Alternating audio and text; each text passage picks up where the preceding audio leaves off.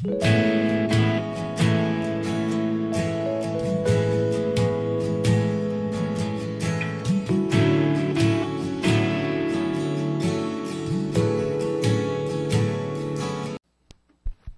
Shalom. Que o Eterno nos abençoe. Que o Eterno possa cada vez mais falar ao nosso coração.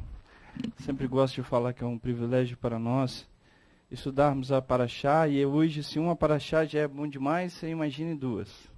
Que é o nosso caso de hoje. Nós estaremos estudando a 22ª e a 23ª Parashot, Parashá 22ª e a 23ª Parashá. A 22ª Parashá é Vaikhel, e ele reuniu. E a 23ª Parashá é Pekudei, enumeração. A primeira Parashá, a 22ª, se encontra em Êxodo no capítulo 35, até o capítulo 39, até o capítulo 40, desculpa. Não, desculpa, irmãos. Em Êxodo, capítulo 35. E a segunda Parashá, se eu não me engano, começa... Quem tem a Bíblia hebraica aqui pode me ajudar. Que aqui eu só coloquei de onde inicia e onde se encerra.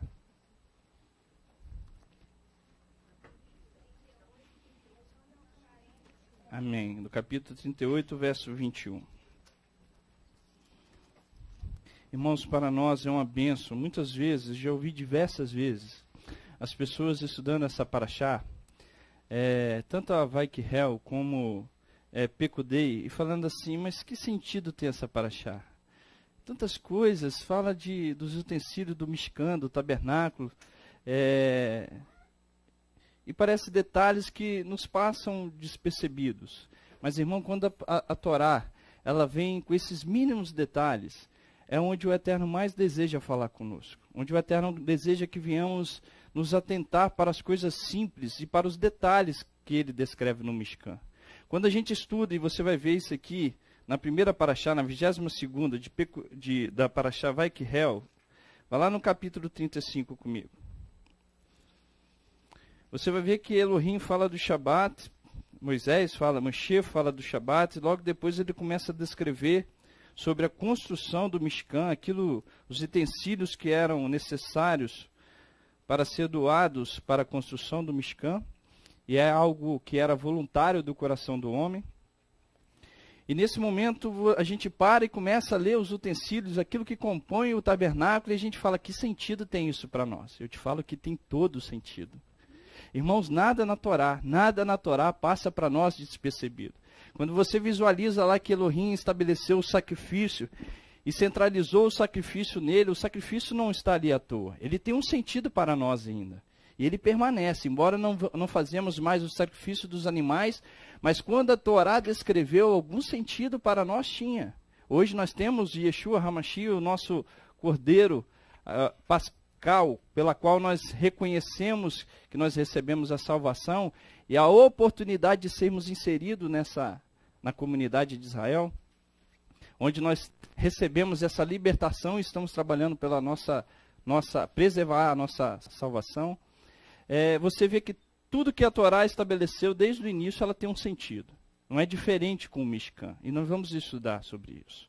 Eu sempre, quando eu vou fazer o estudo da Parashá, eu costumo fazer um resumo, porque às vezes a gente não aborda todos os assuntos que estão descritos aqui, mas para que haja uma compreensão melhor da Parashá, eu gostaria rapidinho de fazer um resumo, tanto da Parashá Vaikhel, como da Parashá Pekudei. A primeira Parashá, a 22ª Vaikhel, diz assim, inicia-se ela com Moisés reunindo toda a nação de Israel para transmitir tudo aquilo que Elohim lhe ordenara, sobre a construção e a montagem do Mishkan, do tabernáculo. Se você observar, começa lá no capítulo 35, no verso 1, quando ele convoca toda a nação de Israel, e logo a partir do verso 4 ele começa a falar sobre os materiais, sobre os utensílios que compõem o Mishkan. Entretanto, Moisés primeiro os adverte novamente sobre o mandamento fundamental de guardar o Shabat. lembrando-os que, embora a construção do Mishkan, do tabernáculo, seja de tal importância, não tem precedência sobre a observância do Shabat, pela santidade do Shabat. Apenas um dia, e toda a tradição judaica, os ensinos judaicos, falam que quando Moisés desce e estabelece aqui a construção do Mishkan, foi um dia antes de Yom Kippur, quando ocorreu o pecado do bezerro de ouro, e Moisés sobe diante de Elohim para pedir perdão e fazer expiação pelo pecado do povo, ele desce no dia de Yom Kippur, um dia antes de Yom Kippur. Apenas um dia antes, em Yom Kippur, Moisés desceu do Monte Sinai com o segundo conjunto de tábuas na mão, informando ao povo que eles tinham sido perdoados por Elohim do horrível pecado de adorar o bezerro de ouro. Em resposta ao chamado de Moisés, os filhos de Israel vieram com contribuições generosas para a construção do Mishkan, produzindo uma abundância de suprimentos. Os artesãos são escolhidos e inicia-se a construção, e a Torá descreve em detalhes a fabricação de cada item do tabernáculo. Ela descreve com detalhes. Esse é o resumo da Parashá Vaikarel, e ele reuniu. A segunda Parashá que nós vamos estudar hoje, que é a 23ª Parashá, é Pekudei, enumeração. Ela começa, e você vai perceber, irmãos, que é como que se o livro de Shemot, o livro de Êxodo, era como que se a Parashá, Pekudei, remuneração, finalizasse todo o objetivo da libertação que Elohim trouxe para a nação de Israel. Os rabinos reconhecem que o livro de Shemot, nós vamos falar um pouco mais à frente, ele pode ser chamado o livro da redenção. Quando a nação de Israel estava escrava no Egito, e Elohim vai e traz a libertação para o seu povo. Mas quando a gente estuda todo o livro de Shemot, Ritona, você vai ver que essa libertação, embora ocorreu com a nação de Israel fisicamente, ela tinha um processo pela qual a nação de Israel estava passando e pela qual nós precisamos passar. Por isso que eu falei que os detalhes contidos na Torá são de fundamental importância para mim e para você. Nós não podemos olhar alguns detalhes da Torá ou alguma ordem constituída pela Torá e falar, essa ordem para mim não serve. Algo de importante tem nessa ordem estabelecida para a Torá, que serve para a nossa vida. Mesmo que não tenhamos o Mishkan ou o tabernáculo visível aos nossos olhos, mas nós vamos aprender qual que é o verdadeiro Mishkan. Então, ou seja, essa semana, ou seja, nesse estudo, nós também estamos estudando a porção Pekudei.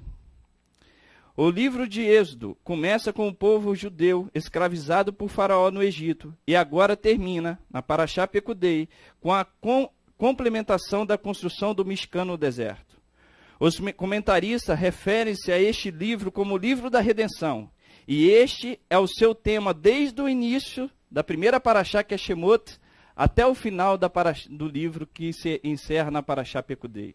Ou seja, o tema da redenção, da salvação, de preservar aquilo que Elohim estabeleceu para nós e para a nação de Israel. A redenção não foi conseguida, presta atenção nisso aqui que eu vou repetir isso mais à frente, tá? Que isso é importante para o nosso estudo. A redenção não foi conseguida, não foi adquirida somente ao escapar da escravidão física. Receber a Torá no Monte Sinai deu um propósito a essa liberdade. E o repouso da presença de Elohim na nação de Israel e na nossa vida é o resultado, é o objetivo de toda aquela redenção que se iniciou lá na saída do Egito. Eu vou repetir, a redenção, a libertação física da nação de Israel, junto com a entrega da Torá, junto com a presença do Mishkan, onde Elohim falou que ia habitar no todo o contexto, a presença de Elohim estaria conosco, está dentro de uma ordem pelo qual eu e você precisamos observar para que nós venhamos alcançar a redenção final. Redenção final. Ao meu respeito. O Léo está falando no microfone, Léo. Por isso que Yeshua falou que Moisés escreveu a respeito dele. A Parashá Pekudei começa com uma contabilidade completa do ouro, da prata e do cobre doado pelo povo para o uso do tabernáculo. A Torá prossegue descrevendo os tecidos e a confecção das várias vestes a serem usadas pelo Kohen Gadol, que é o sumo sacerdote, durante o serviço. Após a inspeção de Moisés e a aprovação dos muitos utensílios e partes desmontadas, Moisés estabelece o tabernáculo, sendo cada parte ungida e colocada no lugar que lhe foi destinado. E como Elohim lhe havia prometido, sua glória preenche o tabernáculo, o Mishkan. Esse é o resumo das duas paraxás. Aí, irmãos, eu quero começar o estudo dessa manhã, e eu gostaria muito da contribuição de vocês para que eu consiga transmitir. É tão maravilhoso quando Elohim nos ensina diariamente, os ensinos que ele nos dá na sua paraxá, como nós podemos agradecê-lo por tudo que ele tem feito, irmãos. Como nós podemos agradecer? A não ser dando toda a nossa vida em obediência a ele e à sua vontade. Eu entendo que quando nós estamos aqui ensinando, nós aprendemos, né, Léo? Quanto que nós aprendemos e temos a oportunidade de compartilhar com vocês. Eu coloquei um título aqui, que diz assim, ó, trabalhando para construir o verdadeiro Mishkan. Trabalhando para construir o verdadeiro Mishkan, o verdadeiro tabernáculo.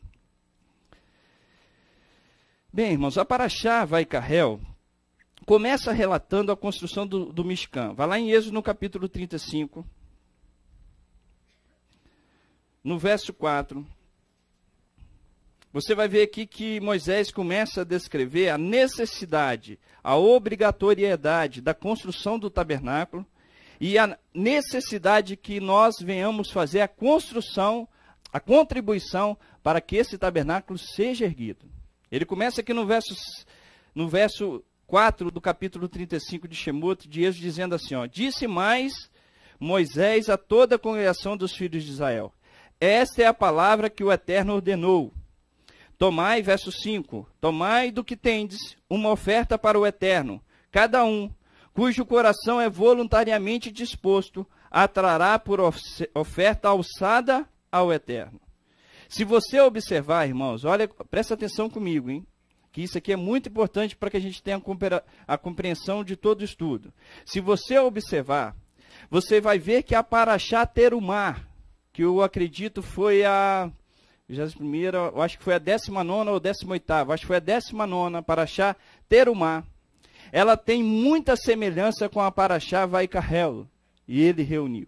Se você for comigo, segura aqui, em Êxodo capítulo 35, vai lá em Êxodo no capítulo 25. Você leu aqui, eu vou repetir do capítulo 35, verso 4. Disse mais Moisés a toda a congregação dos filhos de Israel. Eu estou lendo 35, verso 4, tá? Mas vai lá em 25. Essa é a palavra que o Eterno ordenou. Tomai do que tendes uma oferta para o Eterno, cada um cujo coração é voluntariamente disposto a atará por oferta alçada ao Eterno. Olha o verso 25, do mesmo livro. Verso 1. Então disse o Eterno a Moisés, fala aos filhos de Israel, que me tragam uma oferta. De todo homem cujo coração se mover voluntariamente, dele tomareis a minha oferta. Essa é a oferta que recebereis dele. E aí ele continua, ele começa a falar aquilo que era necessário para a construção do Mishkan. Ou seja, a semelhança com a paraxá Terumá, que significa presentes ou coleta, é muito significativa para que eu consiga compreender o que está verdadeiramente contida lá na paraxá Vaikarel que nós estamos estudando. Se você observar, você vai ver que a paraxá Terumá ela também começa com a construção do tabernáculo. Da mesma forma que começou, embora aqui na paraxá Vaikarel, que nós estamos estudando, que é ele reuniu, começa falando do Shabat. Mas o sentido está aqui na construção do Mishkan. Aí, Francisco, oi. A paraxá Terumá, lá no capítulo de Êxodo 25, é uma oferta, né? Uhum. Mas a Terumá 25, Êxodo 25, ela tem como tradução também antecipação. É aquilo que o Eterno vem e antecipa a congregação de Israel para que ela se possa preparar para o trabalho que começa a se iniciar agora com essa porção aí 35. Amém. Ou seja, irmãos, a paraxá Terumá, ela tem uma semelhança, e eu quero mostrar aqui um ponto fundamental contido nessa paraxá Terumá, para que a gente tenha a compreensão da paraxá que nós estamos estudando hoje. Primeira coisa, para quem é a construção do Mishkan? É uma pergunta. Para quem é a construção do Mishkan? Para quem habitar?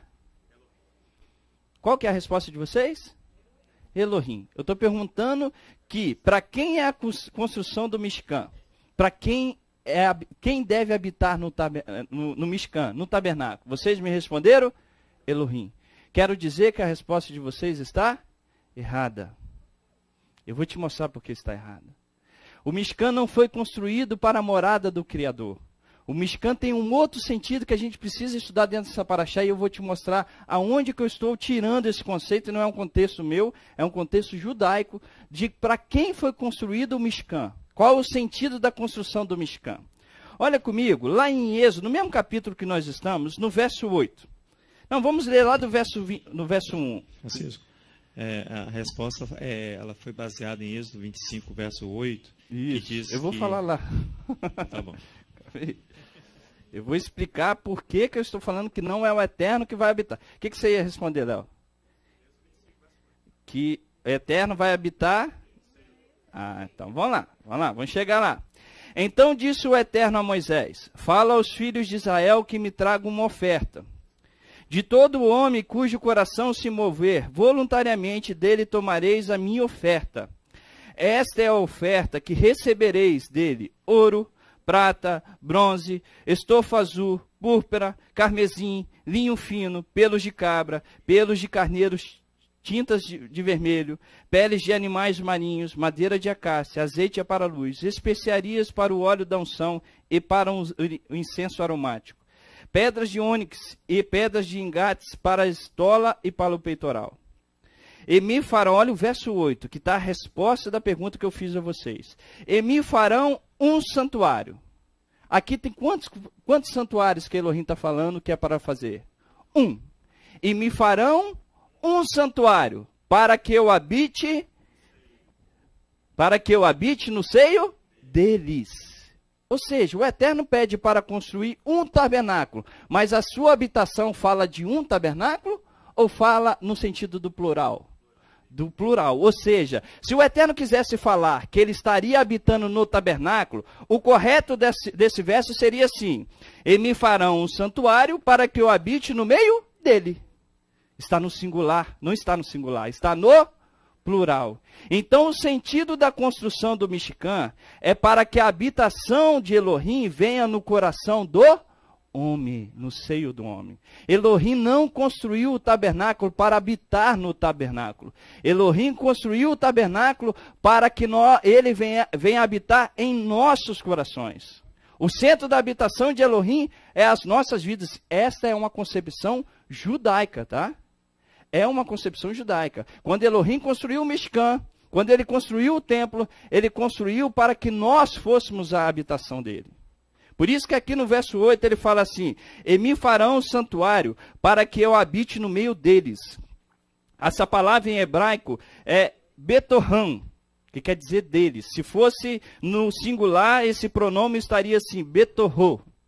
Mas aqui fala: e me farão um santuário para que eu habite no meio deles, no seio deles, no teu coração. Elohim, quando pede a construção do Mishkan, ele pede para que a habitação dele não seja só no Mishkan, mas seja dentro do meu e do seu coração. Aí, Francisco, muda todo o sentido, irmãos. Muda todo o sentido quando eu observo que a habitação de Elohim é o meu e o seu coração, é o meu e o seu seio, é o nosso interior. Se nós somos a habitação de Elohim, alguma exigência está sobre nós, e nós vamos observar isso. Se você observa que esse pronome aqui está no plural, você vai entender que você é o tabernáculo, que eu sou o tabernáculo, que você é o Mishkan, que nós somos o Mishkan. Se você olhar lá em 1 Reis, no capítulo 8, vai lá comigo, você vai ver que eu vou ratificar isso que eu estou te dizendo. Que quando Elohim construiu o Mishkan, quando Davi pensou de construir um templo para Elohim, uma morada para ele, a intenção de Davi não era só a habitação de Elohim. Não era para que Elohim habitasse no templo, simplesmente no sentido de que ali está toda a presença de Elohim. Isaías fala que a presença de Elohim está sobre toda a terra. Lá em 1 Reis, e Salomão sabia muito bem do verdadeiro conceito da construção do templo. No 1 Reis, no capítulo 8...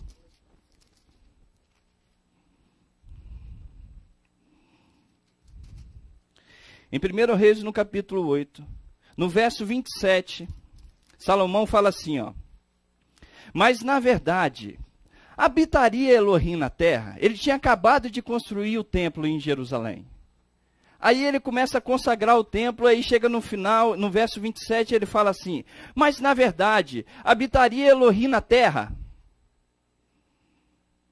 Os céus e até o céu dos céus não te podem conter, quanto menos essa casa que eu edifiquei. Contudo, atenta para a oração de teu servo e para a sua súplica, ó eterno meu Elohim, para ouvires o clamor e a oração que o teu servo hoje faz diante de ti. Ele reconhece que o templo construído por Salomão, por ele não era o local da habitação de Elohim. Mas o verdadeiro sentido era o nosso coração. Aí eu até botei aqui, irmãos, quando te perguntarem a próxima vez e falar assim, para quem Elohim construiu o Mishkan? Para quem Elohim construiu o templo de Jerusalém? Para quem Elohim estabeleceu a sua habitação? Aonde que ele quer morar? Nós vamos responder de imediato, em nós, no nosso seio. Mas por que Elohim pede a construção? Se o desejo dele é morar em nós, por que ele pede para construir o Mishkan? O Mishkan não é a morada do Criador, mas dos homens. Com o objetivo de aperfeiçoar, presta atenção no que eu estou lendo, irmãos. Eu preciso ler para que eu consiga ensinar de uma forma mais clara. O Mishkan não é morada do Criador, mas dos homens. Com o objetivo, ou seja, o Mishkan foi estabelecido com o objetivo de aperfeiçoar a condição divina do ser humano. O Mishkan está para nos indicar que o homem possui uma essência divina e que ele precisa elevar seu coração ao Criador. O verdadeiro templo, ou o Mishkan, ou o tabernáculo, é o que é construído no meu e no seu coração. O verdadeiro templo que nós podemos construir é o templo do nosso coração. É para isso que nós estamos trabalhando. Quando nós estamos aqui nessa congregação, nessa Beit Tefilá, nós estamos aqui para trabalhar a essência que nós temos no nosso interior, que é uma essência divina. E nós precisamos fazer florescer essa essência. De que forma? Cumprindo a sua palavra. Cumprindo a palavra do Criador, para que a nossa carne venha a morrer ou venha a ser dominada por nós, e a nossa verdadeira essência, que está descrita lá em Bereshit, no capítulo 2, quando Elohim criou o homem à sua imagem e à sua semelhança, venha a florescer.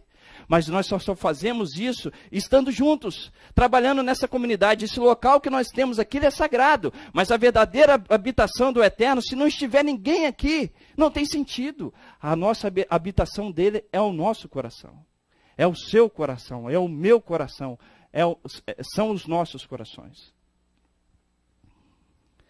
Em Atos, no capítulo 7, vai lá comigo. Irmãos, quando...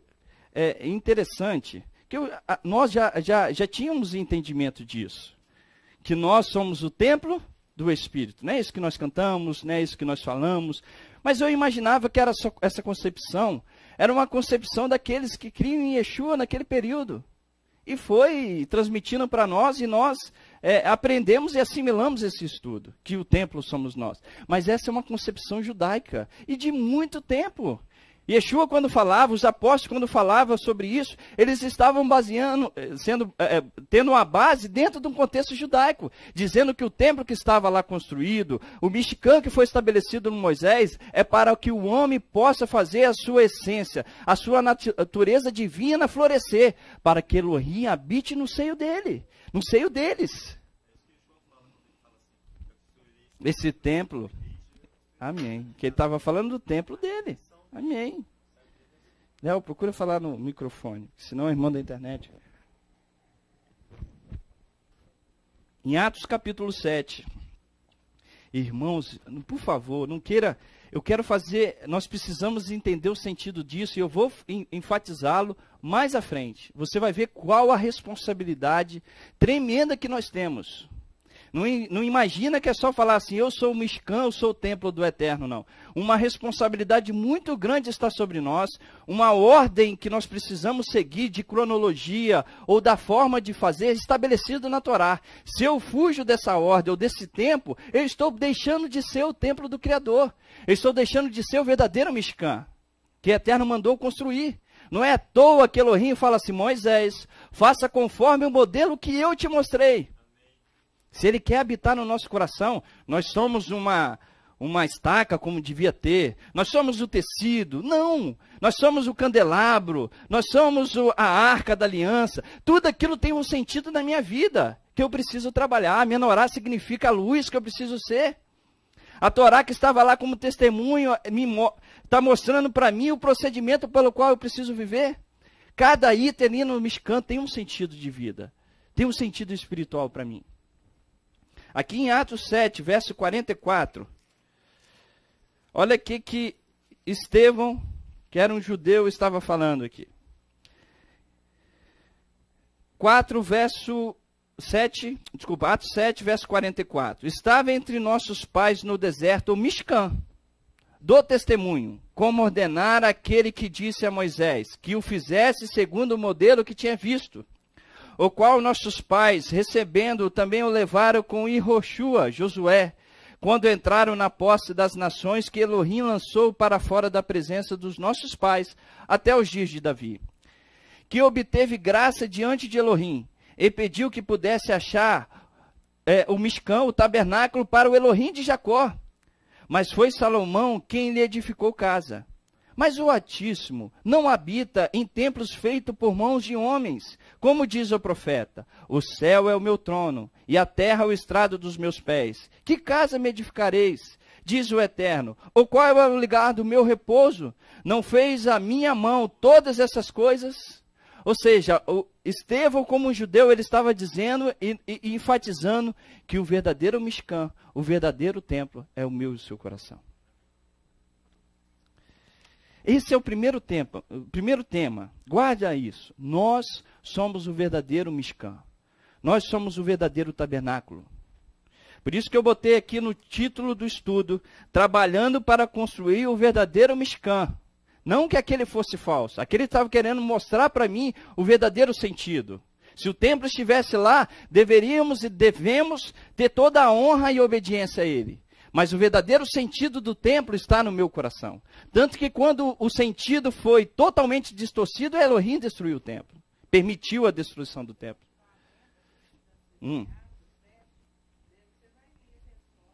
Aonde? Mas aonde? No verso 50? No verso 51? Homens de dura cerviz e incircuncisos de coração e ouvido, vós sempre resistiam ao Ruach HaKodesh, o Espírito Santo. Assim vós sois como vossos pais. O qual dos profetas não perseguiram vossos pais, até matar os que anteriormente anunciaram a vinda do justo, do qual vós agora fostes traidores e homicidas. Vós que recebeste a Torá por ordenação de anjo, e não aguardastes. O que ele está falando? É o sentido, o verdadeiro sentido. O que nos adianta a Torá se nós não cumprimos o que nela está estabelecido? Qual o sentido dela para nós? A não ser uma condenação de entendermos o que ela requer de nós e nós não cumprimos. Qual o sentido do Mishkan se eu não observo aquilo que o Eterno quer para mim? A verdadeira habitação, o Mishkan está ali como exemplo para que o homem faça florescer a sua natureza divina. Guarde isso. Oi. 1 Coríntios 3, 16 e 17. Não sabeis vós que sois o santuário de Elohim, e que o Espírito de Elohim habita em vós? Se alguém destruir o santuário de Elohim, Elohim o destruirá, pois o santuário de Elohim, que sois vós, é sagrado. Amém, meu amado? É sagrado. Por isso que eu estou falando, não olha só o sentido do 16.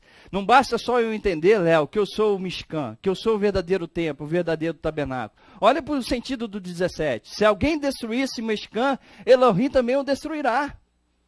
O verdadeiro sentido que eu preciso entender, irmãos, que precisamos entender, né?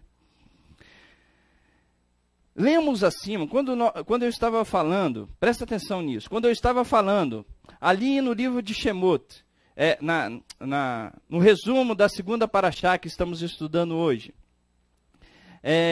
que os rabinos consideram o livro de Shemot como o livro da redenção, Eu quero enfatizar um tema acerca disso.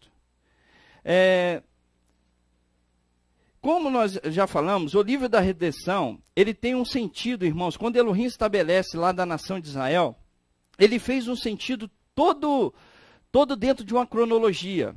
E eu quero ler aqui só para eu conseguir entrar. A redenção não foi adquirida somente ao escapar da escravidão do Egito. Seu complemento foi com o recebimento da Torá no Monte Sinai, dando um sentido a essa liberdade. E o repouso da presença de Adonai no coração do homem é o resultado da conclusão dessa redenção. O que isso quer dizer? Quer dizer que existe uma etapa pelo qual eu preciso trilhar para a minha redenção final, Léo. Isso quer dizer o quê? Quando a gente observa, lá no início da Torá, você vai ver, lá no início do livro de Shemot, que Elohim liberta a nação de Israel do Egito. Você observa que Elohim liberta sem a nação de Israel ter nenhum mérito. Ele fala e enfatiza isso diversas vezes no livro de Devarim, Deuteronômio. Quando ele chamou a nação de Israel lá no Êxodo, que ele fala assim, não foi por causa da sua força, não foi por causa do seu mérito, mas por causa da iniquidade das nações pelo qual vós irá habitar e pela promessa feita aos vossos pais. Ou seja, não tinha nenhum mérito. Quer dizer que essa redenção, essa graça que eles receberam, foi de uma misericórdia do Criador. É diferente conosco, Léo? Não. Nós recebemos a nossa salvação, a nossa redenção pela graça. Pela graça sois salvos. Não é isso que diz a palavra? Foi diferente com a nação de Israel? Ela foi salva, recebeu essa redenção por mérito dela? De maneira nenhuma. Ou seja, da mesma forma como a graça e a misericórdia de Elohim foi usada para a nação de Israel, que ali desejava permanecer no Egito, por causa de todos os prazeres que ali tinham.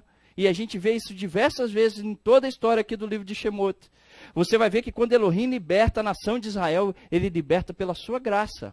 Da mesma forma, Yeshua HaMashiach fez conosco. Pela graça, Elohim nos deu o seu filho Yeshua HaMashiach para que venhamos ter acesso a essa redenção. Mas essa redenção existe uma etapa a ser cumprida, que eu não posso fugir dela. Eu coloquei aqui, precisamos entender as etapas. Primeira etapa, ocorre a libertação física do Egito. Primeira etapa da nossa vida, acontece a libertação física nossa, quando Yeshua nos traz o entendimento que precisamos retornar ao Criador. Segunda etapa, a entrega da Torá para a nação de Israel. A segunda etapa que nós precisamos entender é de receber a Torá no nosso coração. Terceira etapa, a construção do Mishkan, que somos nós, para que o Criador venha habitar no nosso seio. Irmão, se você observar a construção, olha só, volta lá em Êxodo no capítulo 25. Guarda essas etapas. Você lembra que eu te falei que a Torá, quando ela descreve cada item aqui, eu estou achando vocês muito quietos, vocês estão me compreendendo? Estão? Então, irmãos, não durma. Francisco. O Shabat é um dia de descanso, mas deixe para descansar mais tarde um pouquinho. Eu sei que é cansativo nesse ar-condicionado tão gostoso, mas tenta permanecer acordado. O Eterno tem muito a falar no nosso coração. Francisco, deixa eu uma pequena contribuição. Aqui quando o Eterno vem e estabelece o coração voluntário, né? Ele estabelece também três objetos, três materiais. E esses três materiais, eles estão em linha com esses três objetivos que você falou. Isso o Eterno colocou no meu coração agora. Amém. Que ele fala do ouro, da prata e do bronze. Amém. O bronze é a natureza bruta do homem. Então é a condição física ao qual ele precisava ser libertado. Então é a condição física. Israel vem, primeiro ele precisava ser liberto fisicamente. E ele foi. É a natureza bruta. Amém. Depois vem a prata. A prata é a possibilidade de ser purificado. E essa possibilidade ele vem através da entrega da Torá no Mishkan. Ali com a presença de Adonai ali no Monte Sinai, ele vem para que essa nação, esse povo que foi liberto fisicamente tenha a possibilidade de ser salvo, de ser purificado. E depois o ouro, que é a condição de purificação completa, né? O estado da graça. O ouro significa a presença de Adonai, que é justamente aonde? No meio do seu coração. Amém. Então, essas três etapas aí Está em linha com esses 3 materiais que ele exige para que nós trouxemos para ele. Amém. Grande contribuição, não foi pequeno. Irmão, se você olhar lá em Êxodo, no capítulo 25, quando Elohim fala aqui na Parashá Terumá, que não é a Parashá que nós estamos estudando, que ele fala aqui na Parashá Terumá, que me farão um santuário para que eu habite no seio de vocês. Você vai ver que a Torá não bota uma ordem no sentido, sem sentido, mas ela bota uma ordem para que eu e você tenhamos a cooperação. Que Parashá antecede a Parashá Terumá? A Parashá Mishpatim. Que Parashá antecede a Parashá Mishpatim? A Parashá Itro, que é a outorga, a entrega da Torá. Logo depois da Parashá Itro, que é a entrega da Torá, vem a Parashá Mishpatim, que quer dizer regras, quer dizer normas, pelo qual eu e você temos que construir, temos que seguir. É uma regra a ser seguida para que eu venha na Parashá Terumá e venha construir a habitação do Criador. Presta atenção, Elohim traz a libertação do Egito, leva a nação de Israel para receber a Torá lá na Parashá Itro, estabelece as normas na Parashá Mishkan e logo depois Elohim fala da Parashá Terumá. Faça um santuário para que eu habite no seio de vocês, para que habite no meu seio, para que habite no nosso seio. Essa regra de libertação física que o Léo falou, essa regra de receber a Torá e observá-la, que está em Mishpatim, vai me fazer com que a habitação de Elohim, que está na Parashá Terumá, ocorra sobre mim e sobre você. Se eu fujo dessa regra, eu não tenho a presença e a habitação do Criador. Existe a presença do Criador quando eu interrompo a prática da Torá? Não existe. Se você for na Brida Hadashá, em 1 João, no capítulo 3, verso 4, diz que o pecado é a transgressão da Torá. E o pecado nos faz separação entre nós e o nosso Criador. Ou seja, existe a libertação da nação de Israel do Egito, existe a nossa libertação do nosso Mashiach, existe o processo pelo qual de recebimento da Torá, para que eu venha a ter a habitação do Criador na minha vida. É um processo, irmão, a seguir. Nós temos a concepção que a nossa salvação é no estalar do dedo. Sim, nós recebemos essa salvação, mas nós estamos aqui trabalhando para preservá-la. Nós sentamos aqui a cada Shabat. Se você observa, irmãos, a vida de Davi, você vai ver o quanto Davi trabalhou pela sua salvação. E a salvação, assim como nós recebemos de graça, nós também podemos perdê-la. Se Davi fosse pego e morresse no seu pecado de Betseba, ele teria perdido a sua salvação. Mas Elohim concedeu o privilégio de fazer uma techuvá. E ele foi aprovado nos céus. Nós precisamos entender que esse processo, quando nós erramos, nós precisamos trabalhar para que a habitação de Elohim na nossa vida seja permanente. Para que eu e você venhamos ser um varão e uma varoa perfeita na presença do nosso Criador. Para que Elohim não destrua o templo. Porque se nós desobedecermos à vontade do Criador, ele destruirá. Quer tenha Yeshua, quer você não tenha. Se você tiver Yeshua verdadeiramente, você há de obedecer e esse tabernáculo há de ser estabelecido e edificado. Por isso que eu coloquei aqui a Parashá Mishpatim, a Parashá Itro, que é a entrega da Torá, ela está numa ordem para que a morada de Elohim em nós venha a ser concretizada. Irmãos, presta atenção em mim. Por que a Parashá e vai Carrel, ela é praticamente idêntica à Parashá Terumá? Elohim, quando entregou a Torá lá na Parashá Itro, e quando ele entregou as normas e regras a ser seguidas na Parashá Mishpatim, logo depois ele fala da habitação na Parashá Terumá. O que acontece na outra Parashá? Ou então 2 Parashás depois? O pecado do bezerro de ouro. Vá lá em Êxodo no capítulo 32.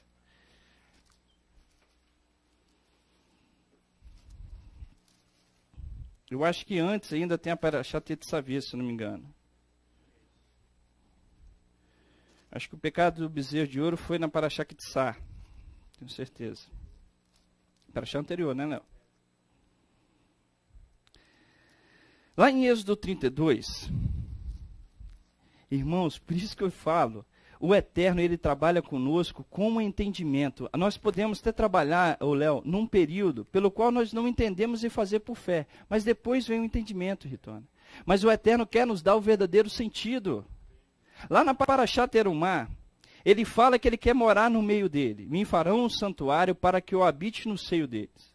E logo depois acontece o pecado do bezerro de ouro aqui em Êxodo, no capítulo 32. Olha o verso 1. Vendo ao povo que Moisés tardava em descer do monte, acercou-se de Arão e lhe disse: levanta-te, faze-nos deuses que vão adiante de nós.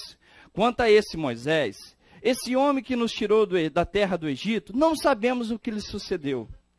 Tira-lhes Arão, disse-lhes Arão, tirai os pendentes de ouro que estão nas orelhas das vossas mulheres, de vossos filhos e das vossas filhas, e trazei-mos. Então todo o povo tirou os pendentes de ouro que estavam nas suas orelhas e trouxe a Arão. Ele os tomou das suas mãos e com um buril deu forma ao ouro, e dele fez um bezerro de fundição. Então eles disseram: são estes, ó Israel, o teu Deus, que te tiraram da terra do Egito. Arão, vendo isso, edificou um altar diante do bezerro e, apregoando, disse: amanhã será festa ao Eterno. No dia seguinte madrugaram e ofereceram holocaustos e trouxeram ofertas pacíficas. Depois o povo assentou-se para comer e beber e levantou-se para folgar. Olha o verso 7, irmãos. Então disse o Eterno a Moisés: vai, desce, porque o teu povo que fizeste subir do Egito se corrompeu. Depressa desviou do caminho que eu lhes ordenei. Que caminho é esse, irmãos? Presta atenção aqui em mim, que nós precisamos entrar nesse contexto e romper com qualquer coisa estabelecida com o cristianismo, que é tão difícil da gente entender. Aqui Moisés está falando, Elohim está falando, que cedo, essa geração que saiu do Egito, a geração dos nossos pais, que saiu do Egito, se perdeu do caminho. Que caminho? O caminho da redenção final. O caminho do verdadeiro sentido. Eles estavam salvos na libertação do Egito? Sim, passaram o sangue do Cordeiro. Eles estavam salvos na entrega da Torá? Sim, receberam a entrega da Torá. Mas aqui no pecado de bezerro de ouro, Elohim fala que eles cedo perderam o caminho da redenção final. O caminho do objetivo final. O que adiantou a saída do Egito? O que adiantou a entrega da Torá, se aqui não estava a prática do mandamento? Elohim está falando, cedo saiu do caminho. A nossa redenção final, ela só será estabelecida se cumprirmos a palavra até o fim. Aí será salvo. É o que diz Yeshua. Aquele que perseverar até o fim, este será salvo. É nesse sentido que está a palavra. Eles saíram, receberam a redenção de graça. Eles receberam a Torá, e naquele momento não entenderam. Elohim queria habitar no meio deles, mas veio o pecado do bezerro de ouro. E Elohim é tão misericordioso, mas tão compassivo, que ele recebe o perdão e depois ele enfatiza de novo na Parashá Vaekarel que ele quer habitar no seio do povo. Ele já tinha dito antes, na Parashá Terumá, só que o povo desobedeceu, não entendeu. E Elohim vai e repete. Por isso que quando o judaísmo ensina que quando Elohim repete uma coisa, é porque a necessidade de obediência ela é urgente. E ela é muito importante para nós. 1 Coríntios 10. Ritona, eu acho que é o texto meu mais à frente. Deixa que depois eu vou ler ele lá. Irmãos, se a gente compreende essa ordem a ser seguida, nós estamos no caminho da nossa redenção. Nós estamos num verdadeiro processo. E depressa, aqui no verso 8 fala, e depressa se desviou do caminho da redenção, que eu lhes ordenei, da libertação física e da libertação espiritual. Eles estavam querendo voltar para a escravidão, irmãos, tanto física quanto espiritual. A redenção não teria nenhum sentido aqui, nenhum sentido, se não fosse a misericórdia do Criador. Fica claro que a geração dos nossos pais que saíram do Egito não tinha entendido que o processo de redenção não terminava com a libertação física. Guarda isso para mim e para você. O processo de redenção que nós recebemos do nosso Mashiach, através do nosso Mashiach que Elohim nos concedeu, não termina na libertação física. Pelo contrário, é o início dessa redenção. Mas sim com Elohim habitando em nós. Ou seja, o processo de redenção, ele só vai ser concluído no momento que Elohim habitar em nós. Isso não é no estalar de dedo. Eu te mostro aqui. Por que que Elohim, na Parashá Terumai, fala assim, me faça um santuário para que eu habite no meio deles? Isso quer dizer que ainda Elohim não habitava. Elohim ainda não habitava. Houve a redenção, a libertação física. Houve a entrega da Torá, mas ainda Elohim não habitava. Francisco, eu posso ser liberto fisicamente e receber Yeshua e a Elohim ainda não habitar em mim? Pode. Quando a sua carne continuar prevalecendo, quando o meu e o seu desejo continuar prevalecendo, a habitação de Elohim não estará em nós. Ele precisa habitar em nossas vidas. Mas isso é um processo. O cristianismo imagina que isso é um estalar de dedo, que isso é uma mágica, que eu não preciso trabalhar. É lógico que o homem reconhece, faz uma techuvá, e Elohim gradativamente vai na sua vida, fazendo que ele venha a ser edificado. Por isso que o Mishkan, essa congregação que aqui está constituída, é para fazer florescer em mim e você a nossa natureza divina. Agora, se nós rejeitamos os mandamentos, que natureza que vai prevalecer? A carnal. Se nós rejeitamos a oração, que natureza vai prevalecer? É o que Paulo fala. E aquilo que você plantar, é aquilo que você vai colher. É esse sentido. Em 2 Timóteo, vai lá para você ver, irmãos, como que Paulo aconselha Timóteo. Que era um discípulo de Paulo. Você imagina que privilégio esse jovem, que era um jovem, diz a palavra, teve de aprender com Paulo. Segundo Timóteo. O primeiro fala o mesmo sentido, mas eu quero mostrar o segundo que é mais claro.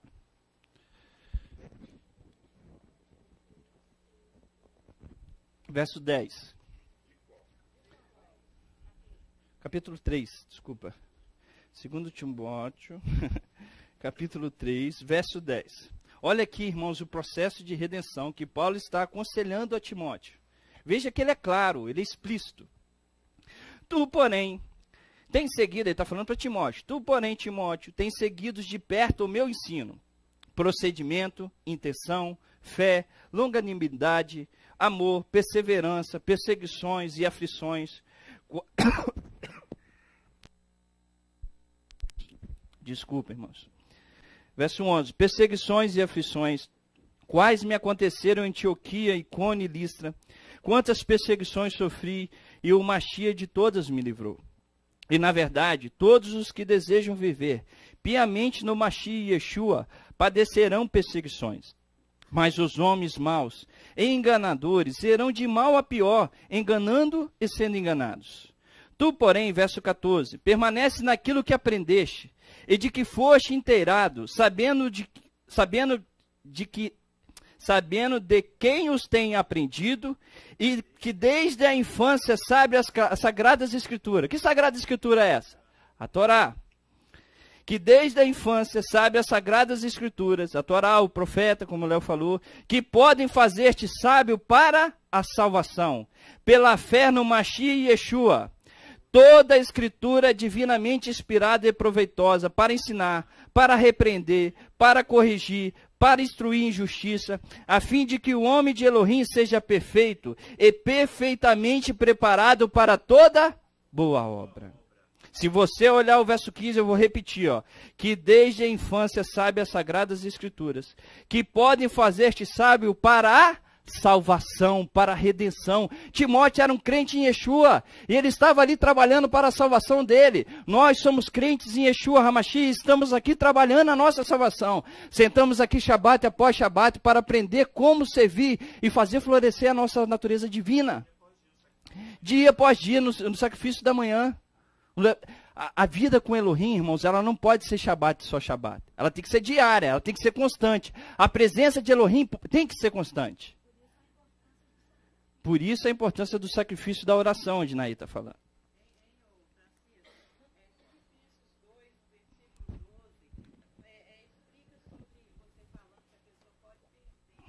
Filipenses 2, verso 12. Filipenses 2, verso 12, diz assim: de sorte que, meus amados, assim como sempre obedeceste, não só na minha presença, mas muito mais agora na minha ausência, assim também efetuai a vossa salvação. Trabalhai, né, Ritória? Trabalhai a vossa salvação com temor e tremor. Nós precisamos trabalhar a nossa salvação. Desenvolver a vossa salvação. Irmão, se você observa, uma vez eu estava conversando com um jovem que me falava assim: mas Francisco, esse jovem só abandonou a congregação, só o retorno, mas ele não abandonou Yeshua. Eu falei: meu irmão, eu vou te mostrar que ele abandonou Yeshua. Eu vou te mostrar que ele abandonou Elohim. Ele estava falando assim, ele não abandonou a Deus. Aí eu fiz a pergunta: vem cá, se ele abandonar Yeshua, ele abandonou a Deus? Ele falou: sim, eu vou te mostrar. É isso que nós não podemos fazer, irmãos. Nós não podemos separar Yeshua da Torá, Ritona. Se eu entendo que Yeshua é o Shabat, se eu entendo que Yeshua é a observância das festas bíblicas, se eu entendo que Yeshua é o cumprimento da Tzedaká, o serviço ao necessitado, ao órfão, à viúva, eu vou compreender o verdadeiro Yeshua.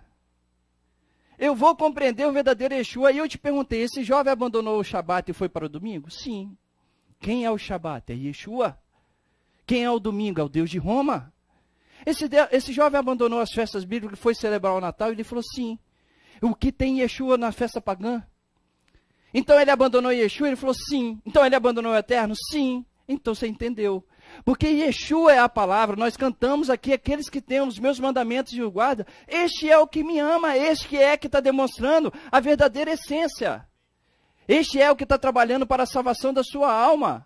Nós lemos na semana passada, se eu não me engano, Mateus 24, quando Yeshua vai separar a ovelha dos bodes.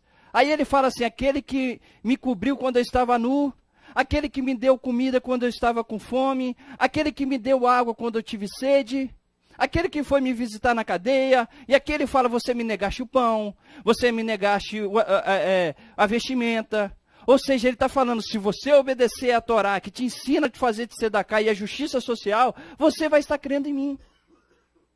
Precisamos trabalhar para a nossa salvação. Deixa eu ver onde eu estou. Se você for em João capítulo 17, vai lá para você verificar comigo, irmãos, como nós estamos trabalhando para que esse tabernáculo, para que esse Mishkan, que está lá determinado no livro de Êxodo, que nós estamos estudando nossa Parashá Vaikarel, e Pekudei, venha a ser estabelecido. Elohim precisa habitar em nós. Talvez ainda não habitou, como não tinha habitado ainda na geração que tinha saído do Egito. Tanto que ele fala assim: me façam um santuário para que eu habite no seio deles. Se ele estava pedindo, quer dizer que a habitação de Elohim no coração ainda não tinha ocorrido. Talvez esteja da mesma forma conosco. Elohim precisa habitar nesse tabernáculo, nesse Mishkan. E eu preciso trabalhar essa salvação. Talvez eu estou no processo, eu não posso fugir do processo, Léo. Não posso. Não posso pular a etapa, não posso negligenciar a etapa. Eu não posso retroceder para a etapa. Em João capítulo 17... Yeshua orando pelos seus discípulos. Aqui ele fala da verdadeiro tabernáculo, de Elohim habitando no verdadeiro tabernáculo. João 17, verso 6 diz assim, ó: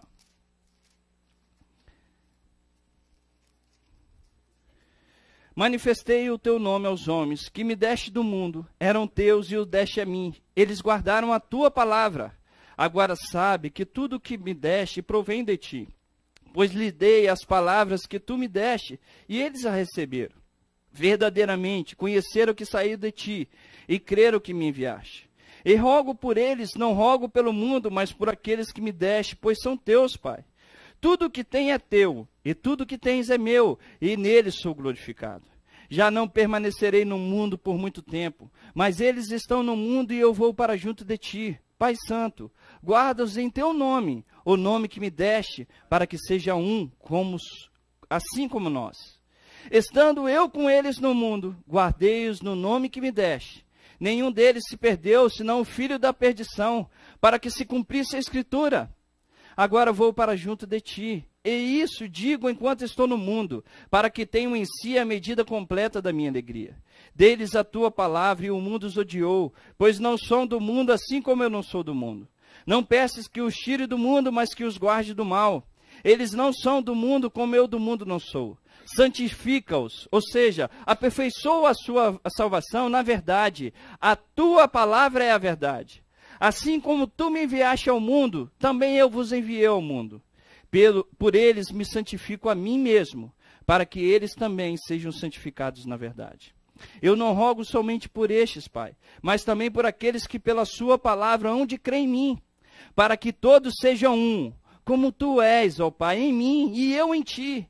Que eles também sejam um em nós, para que o mundo creia que tu me enviaste. Aqui está falando de uma habitação no verdadeiro templo, Ritona. Para que Elohim seja um em nós, para que ele habite e que ele prevaleça sobre nós. Eu lhes dei a glória que tu me deste, para que sejam um como nós somos um. Eu neles, tu em mim, para que sejam perfeitos em unidade, e para que o mundo conheça que tu me enviastes, e que os amastes como também amastes a mim. Pai, quero que onde eu estiver, estejam também comigo aqueles que me deste, para que vejam a minha glória, a glória que me deste, porque me amaste antes da criação do mundo. Pai justo, o mundo não te conheceu, mas eu te conheci, e estes conheceram que tu me enviaste. Eu lhes dei a conhecer o teu nome, e continuarei a dar-lhes a conhecer o teu nome, para que o amor com que me amaste esteja neles, e eu neles esteja. É o mesmo sentido, nós temos o louvor, é o mesmo sentido da habitação do tabernáculo. Precisamos trabalhar para a salvação, precisamos trabalhar para que Elohim habite no verdadeiro tabernáculo que somos nós. Você precisa trabalhar para a habitação de Elohim na tua vida, eu preciso trabalhar, nós precisamos trabalhar. Não sei como fazemos isso sem a palavra. Não sei como podemos alcançar isso sem nos reunir, sem estudar a palavra diariamente, sem orar. Não tem como, irmãos. Essas são as ferramentas que nos ajudam a reconhecer a nossa natureza divina. Se nós negligenciamos essas ferramentas, nós estamos impedindo que Elohim prevaleça sobre nós, para que ele venha habitar sobre nós. Fala, meu amado. Posso. Lucas 17, 20 e 21.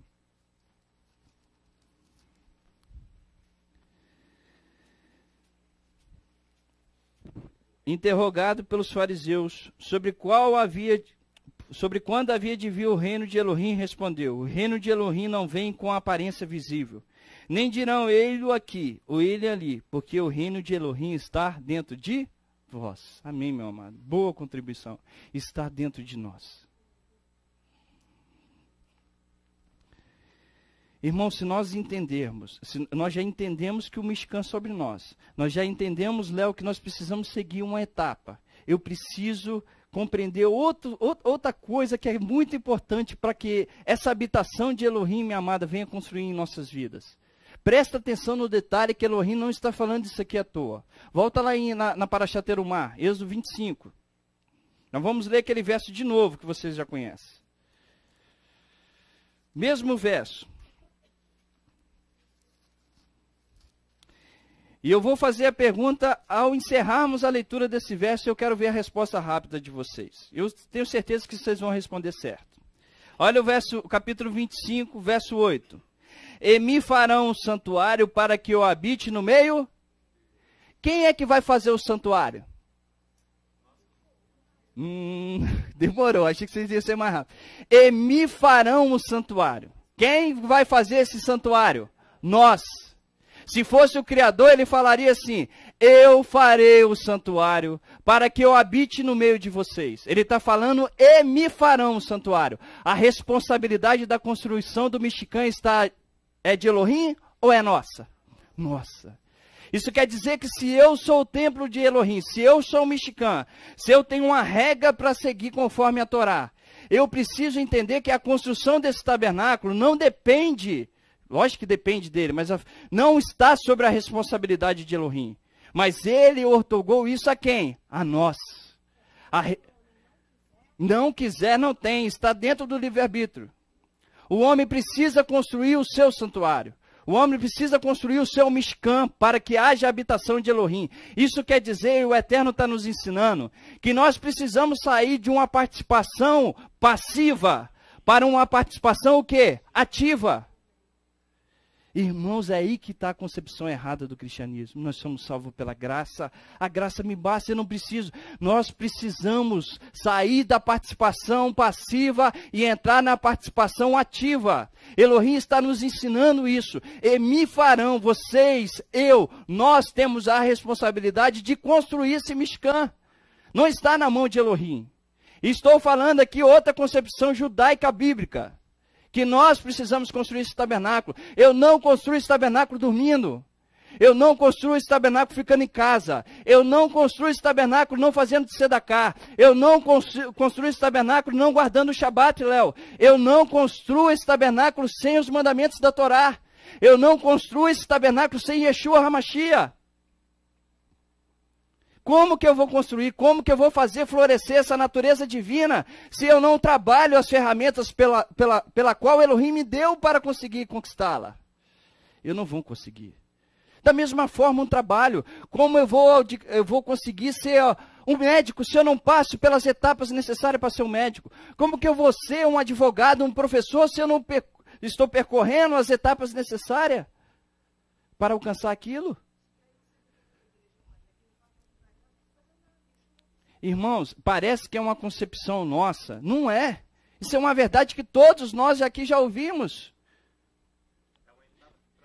Não existe. É uma etapa pela qual, Léo, nós não temos opção de não trilhar.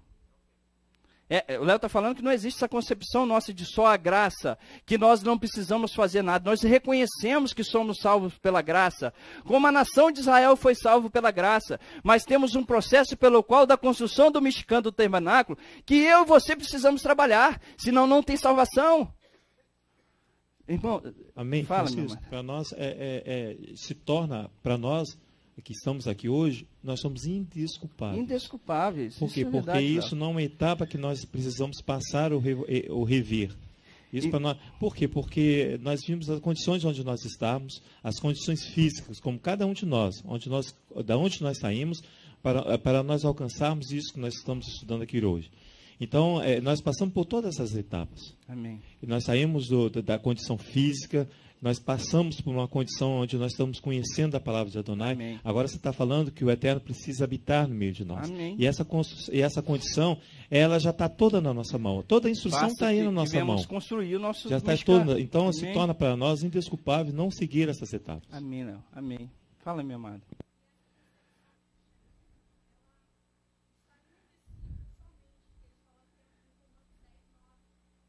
Ela está falando em Romanos 10, 9, que fala só um versículo que está essa concepção. Irmãos, o interessante, o que Paulo está falando é a mesma concepção que está lá em Êxodo, quando Elohim falou assim, não pense que eu vos tirei do Egito por causa das suas forças, por causa da sua grandeza. Não, mas eu tirei pela minha misericórdia. É o que Paulo está falando. Nós somos gratos. Qual de nós aqui estamos fazendo algo para que Elohim falasse assim, vem Francisco, vem Ritona, todos nós estamos dentro dos nossos pecados. E Elohim, pela tua misericórdia, foi lá nos chamar.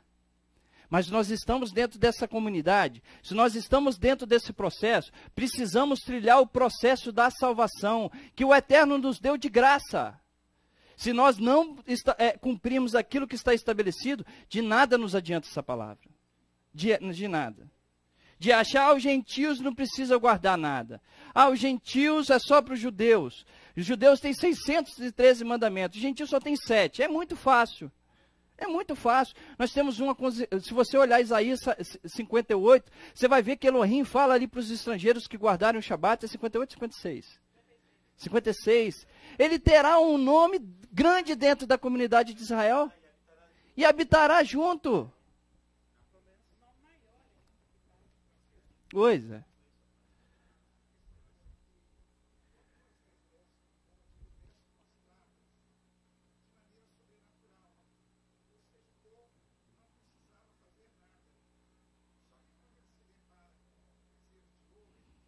Ele quebra.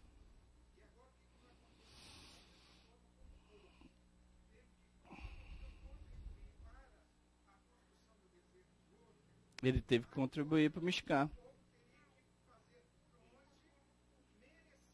Amém.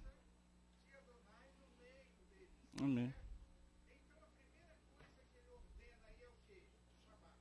Sim. Eu vou falar disso um pouquinho mais na frente, né?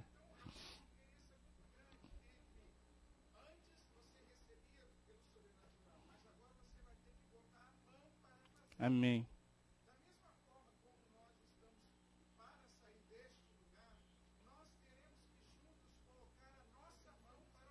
Amém.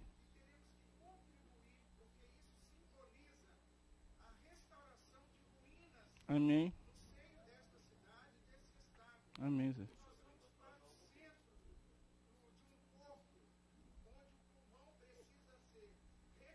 Amém, Zé. Vida para toda a sua sociedade. Amém. Amém. Amém. Para o Criador. Amém, Zé. Muito boa contribuição. Irmãos, deixa eu só... porque é o que o Zé falou, o que o Léo falou. Esse é o sentido da nossa concepção. Esse é o sentido do objetivo do estudo. Eu não posso achar que simplesmente por não fazer nada eu vou construir esse santuário. E me farão. Existe um trabalho a ser feito que nós precisamos trilhar essa etapa. Só para eu dar continuidade aqui no meu estudo. Senão eu não vou conseguir terminar, eu espero. Eu não vou passar de meio-dia. Meio-dia e 59 é meio-dia, não é? Estou brincando, irmão. Não vou passar de meio-dia, tá? É bem rápido.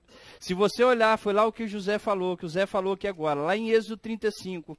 Nós lemos lá, e me farão um santuário. Aqui no no capítulo 35 de Êxodo, no verso 4, que nós já lemos, diz assim, ó. Disse mais o Eterno a toda a congregação de Israel. Esta é a palavra que o Eterno ordenou. Verso 5. Tomai do que tendes uma oferta para o Eterno. Tomai. Ou seja, nós precisamos sair da participação passiva e entrar na participação ativa. O Eterno está nos ensinando isso, irmãos. Nós não podemos estar, foi o que o José falou, ali estava a concepção que veio a Torá simplesmente de uma forma natural. O Eterno deu a Torá de uma forma sobrenatural.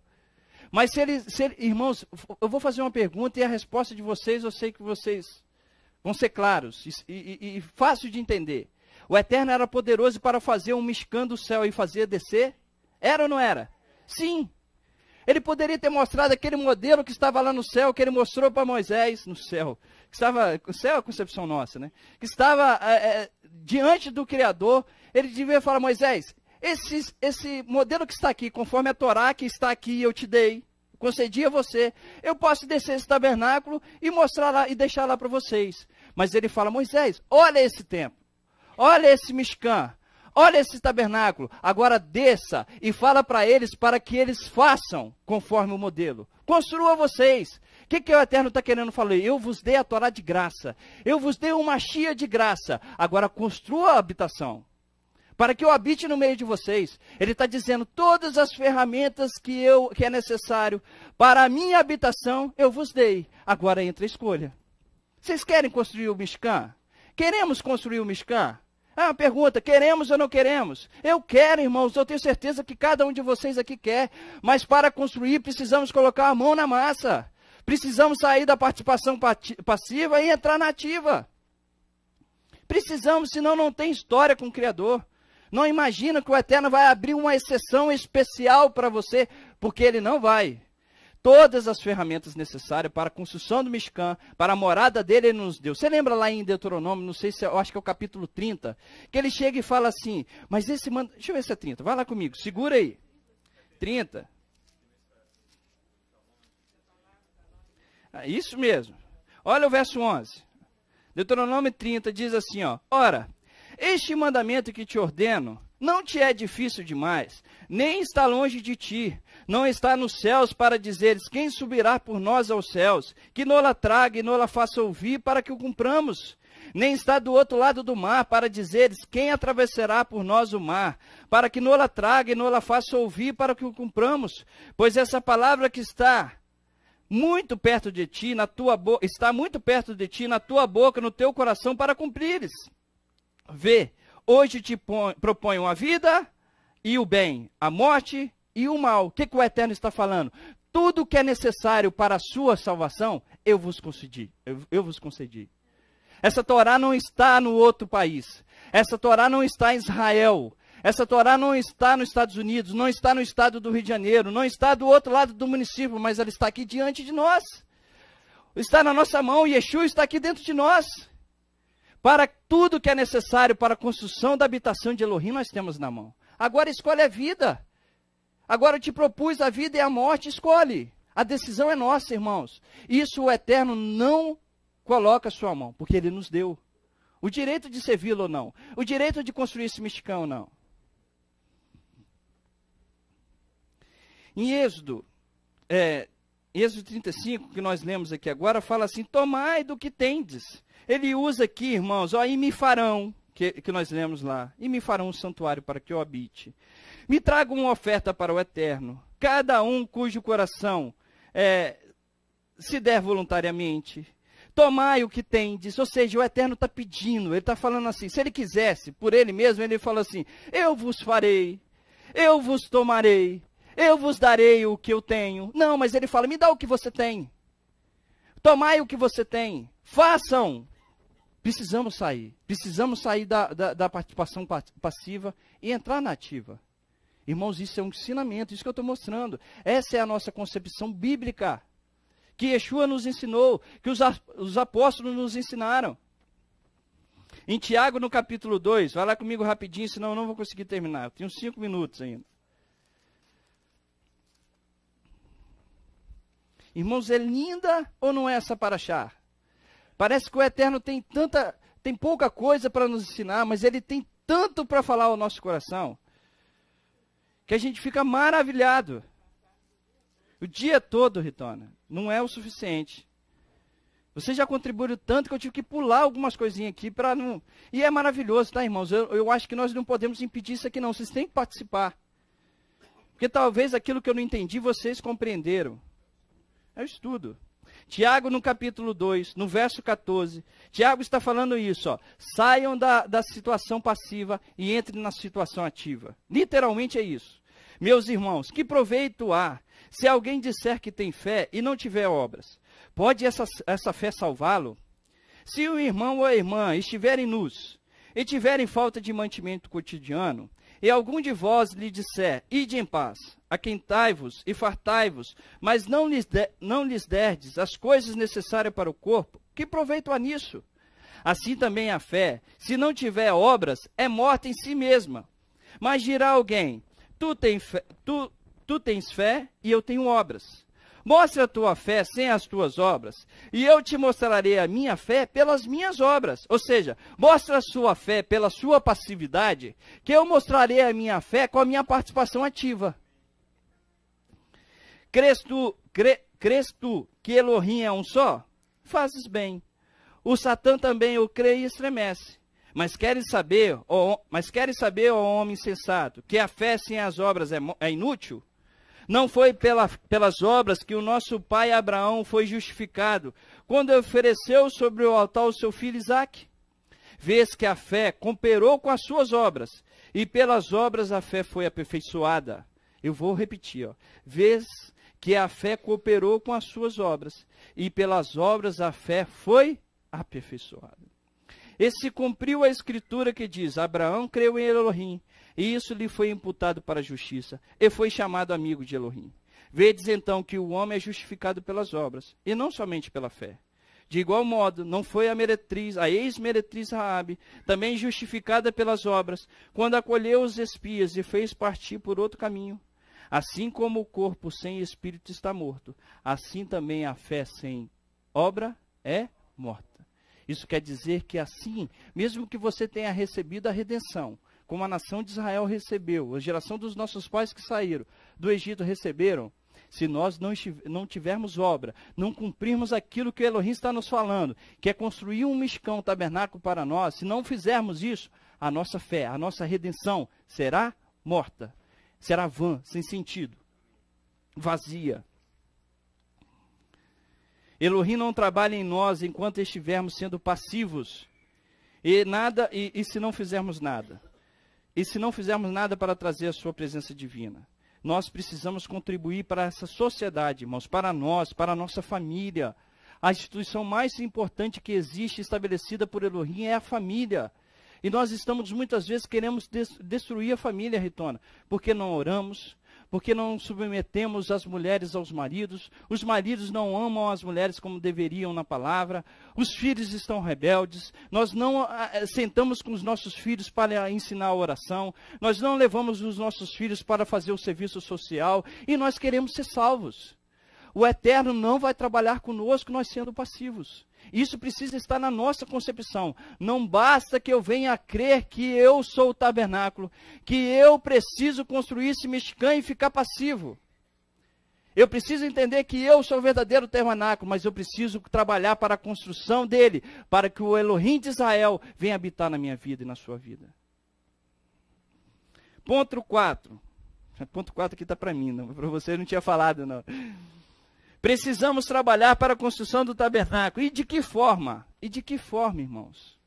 Eu já falei aqui diversas vezes, mas de que forma? O Zé comentou ali e eu preciso ratificar com vocês.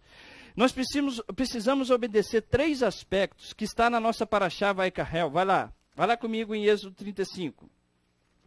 Eu já estou terminando, tá? Em 5 minutos eu termino. Sério? Não, meio-dia. O Arão está falando que o meu relógio parou.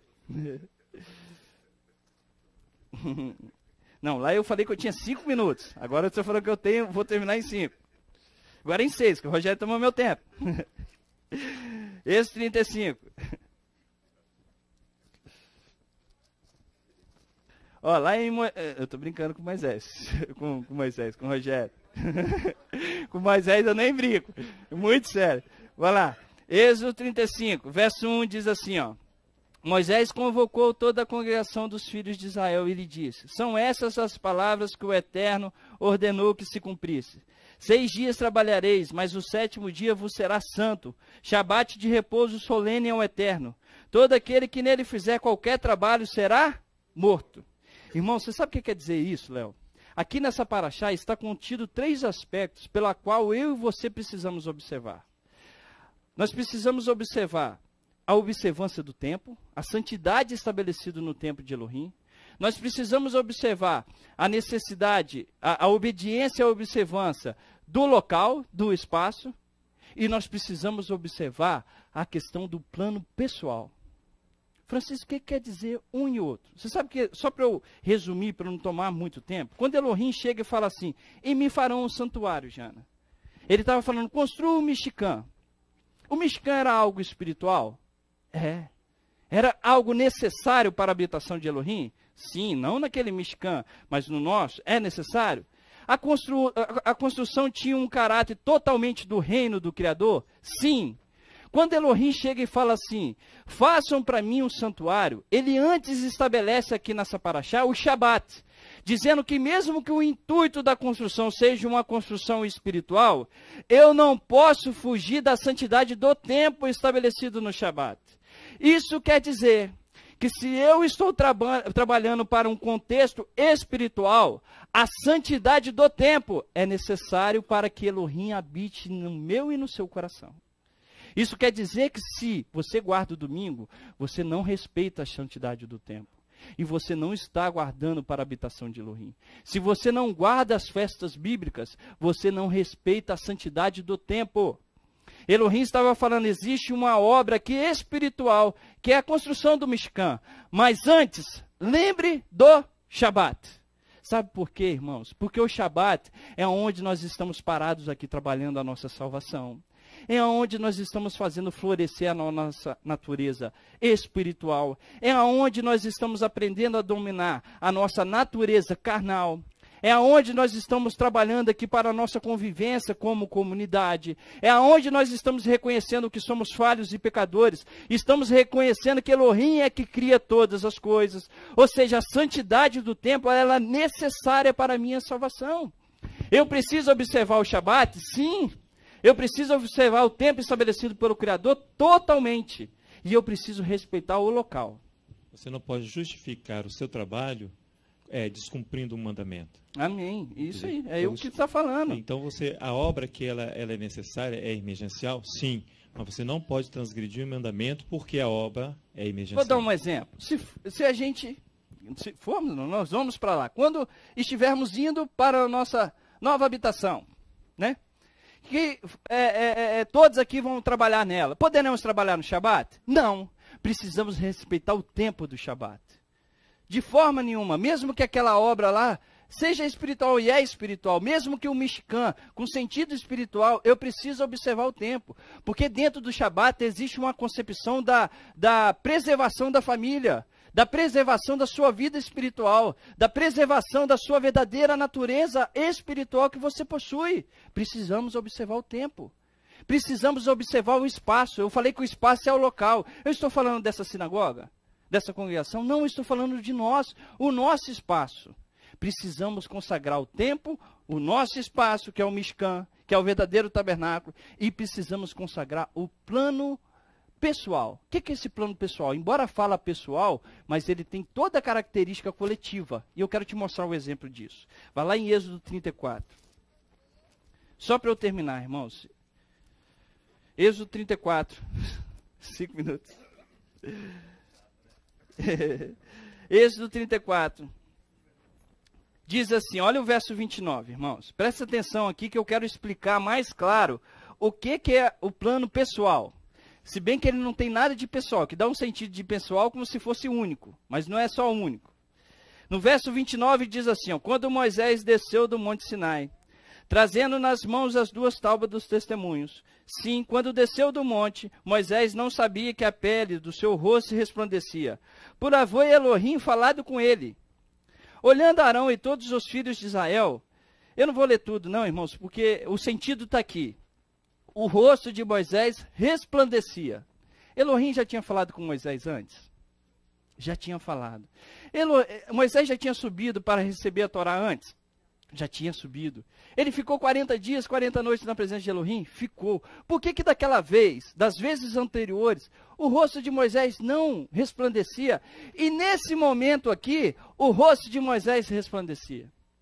Eu vou fazer uma pergunta e eu vou responder. Se eu fico 40 dias e 40 noites fora da minha casa, a primeira pessoa que eu vou procurar é quem? Cadê a Flavinha? Cadê meus filhos? Cadê minha mãe? Cadê meu pai? Quando Moisés saiu e ficou 40 dias e 40 noites, você sabe qual foi a pergunta? A primeira pessoa que ele foi procurar? A nação de Israel.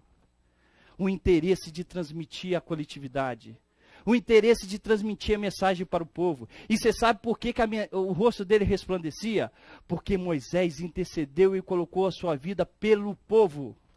Moisés tinha subido para a montanha para pedir expiação pelo pecado da nação de Israel pelo bezerro de ouro. É o que está aqui em Êxodo no capítulo 34, depois você lê em casa. Que eu ia botar aqui para ler, mas não temos tempo. O rosto de Moisés resplandeceu, porque o plano pessoal, que eu falei que não tem nada de pessoal, é no sentido de coletividade, Moisés estava se cumprindo. O rosto resplandeceu, porque os seus interesses não estavam ali, Léo.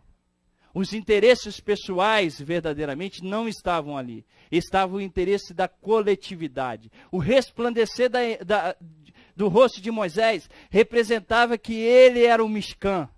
Que ele tinha sido o verdadeiro Mishkan. Como eu e você precisamos trabalhar para ser o verdadeiro Mishkan. Resplandecer o rosto quer dizer que a natureza divina é a que mais prevalece sobre a natural. Quer dizer que a carnal foi morta. Quer dizer que você não vê o físico, mas vê o espiritual. É para isso que nós precisamos trabalhar. Mas Moisés só resplandeceu o rosto quando ele pensou na coletividade. Quando ele pensou em contribuir para a sociedade. O seu interesse não era a sua família. A sua saudade não era a sua família. Acredito que sim, mas a sua principal saudade, o seu principal interesse era de transmitir a ordem do Criador para o povo. É hora de obedecer. Esse é o plano policial. Irmãos, é isso. Eu mato esse povo. Faço de você uma outra nação. Senhor, reconhece que essa nação é o teu povo. Irmãos, o Êxodo 34, vamos ler, vamos ficar de pé para a gente encerrar. Que a palavra é tão profunda que ela fala no nosso coração. E 1 minuto a mais não vai fazer você perder sua fome. Vai aumentar sua fome, né? Eu ia falar perder a fome, pelo contrário. Êxodo 34 diz assim, ó. Então disse o Eterno a Moisés, lavra 2 tábuas de pedra, como as primeiras, e eu escreverei nelas as mesmas palavras que estavam nas primeiras tábuas, que tu quebraste. Prepara-te para amanhã, para que subas pela manhã ao monte Sinai, e ali te apresentes a mim no cume do monte. Ninguém suba contigo, ninguém que apareça em todo o monte, nem ovelhas, nem gado, se apacente defronte dele. Então Moisés lavrou 2 tábuas de pedra, como as primeiras, levantou-se de madrugada e subiu ao monte Sinai, como o Eterno lhe tinha ordenado, levando nas mãos as 2 tábuas de pedra. O Eterno desceu numa nuvem e, pondo-se ali junto a ele, proclamou o nome de Elohim. Passando o Eterno perante Moisés, proclamou, Eterno, Eterno, Elohim misericordioso e compassivo, tardio em irar-se e grande em beneficência e verdade, que usa de beneficência com milhares, que perdoa a iniquidade, a rebeldia e o pecado. Contudo, ao culpado não tem por inocente. Castiga a iniquidade dos pais sobre os filhos, e sobre os filhos dos filhos até a 3ª e 4ª geração. Então Moisés imediatamente se inclinou à terra e o adorou, dizendo, Eterno, se agora achei graça aos teus olhos, vá o Eterno no meio de nós. Embora este seja povo de dura serviço, perdoa a nossa iniquidade. Irmãos, a nossa. Ele se colocou no meio do povo, eu também pequei, Elohim. Perdoa a nossa iniquidade e o nosso pecado, e toma-nos por tua herança. Então disse o Eterno, eu faço uma aliança contigo. Farei diante de ti, o teu povo, maravilhas que nunca foram feitas em toda a terra, nem entre gente alguma. Todo este povo, em cujo meio estás, verá a obra do Eterno, por coisa temível é o que farei contigo. Amém. Que o Eterno nos abençoe muito e que possamos sair daqui desse Shabat edificado pela sua palavra. Amém? Feche os teus olhos, curva a tua cabeça. E Adonai veshmereha. E Adonai panaveleha virunica. E Sa Adonai panaveleha viasemelaha shalom. Que o Eterno nos abençoe e nos guarde.